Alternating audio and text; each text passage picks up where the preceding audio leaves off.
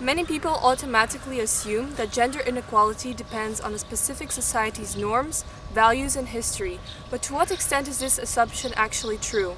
Today we're going to interview our psychology teacher, Mrs. Barnes, about the psychological aspects of equality to find out whether or not gender stereotypes are acquired by a person whilst growing up. So this takes me to my first question, Mrs. Barnes. Are people born with gender stereotypes or do they develop them? And is gender inequality created purely by society?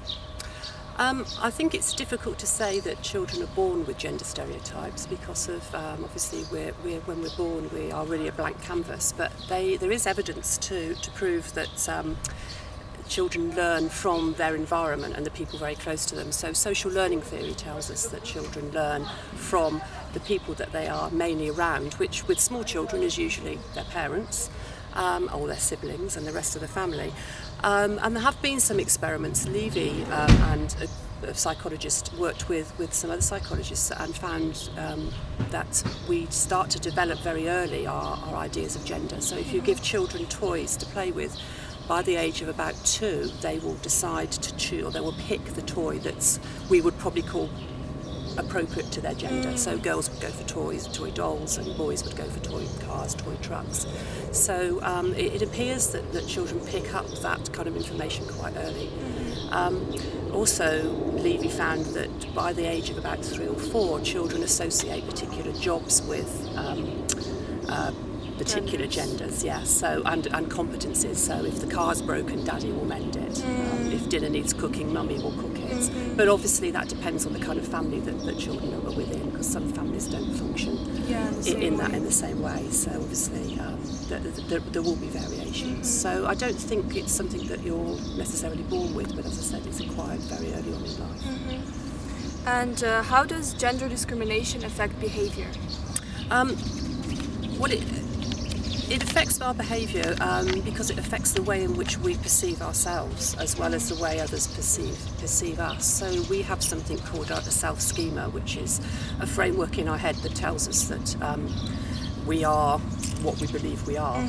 And within that self-schema, if we then believe that as part of that what we are unable to do a particular thing well, or we're able to do something particularly better than another gender, for example, that sort of stays within us. And again, we talk about something called stereotype threat effect, which is when if there is a negative attached to a particular stereotype, and it's a stereotype that we believe is attached to us as a person, we very often follow that stereotype and that idea. So, for example, there's been studies done where girls and boys, or women and men, were given a maths test, and the idea being that girls are not good at maths because of they're emotional, because they're too emotional, or whatever. And it was found that simply by telling a group of candidates sitting a test that this is a maths test and generally boys do better than girls on this, that's actually what happened. So it was not relevant whether or not you were, it was the perception that you were told about that stereotype. And that holds true for other kinds of stereotyping, race, etc. as well. So we're often judged by the performance, by our performance is often linked to the stereotype that we believe we have ourselves. So it's greater than maybe what other people perceive as a stereotype. We're often our own worst enemies. Yeah. And what about people with mental conditions like Down syndrome and autism? Do they perceive gender inequalities in the same way as normal? I haven't found, actually I did look at this, and I haven't found very much evidence of any differences between people with those kinds of conditions.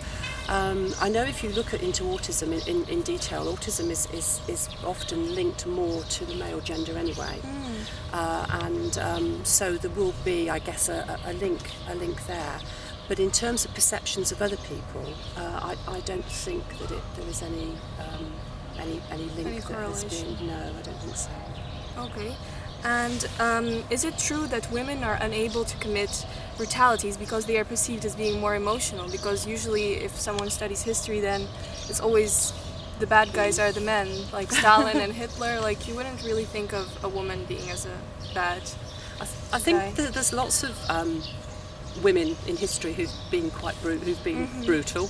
I think that there's, as I say, there's lots of examples. Mara Hindley, the Moors murderer, Mary Bell, who we studied in psychology recently, who killed 2 little boys.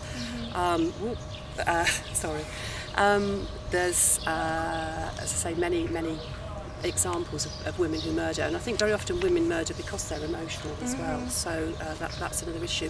I wondered whether or not, thinking historically, I mean there are cases of women, of strong women who have had quite bloody backgrounds. So Bloody Mary, for example, who was Mary the First of England, was renowned for her brutality, but I wonder whether or not the link that you've made with sort of word leaders and historical leaders is mainly because of they were men, as opposed to because of if women weren't there they wouldn't have behaved in the same way.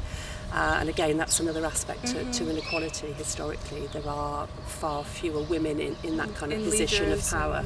And I guess therefore, you know, the question is, would we have been any better if we had been in those roles? I don't know that we would have been. No.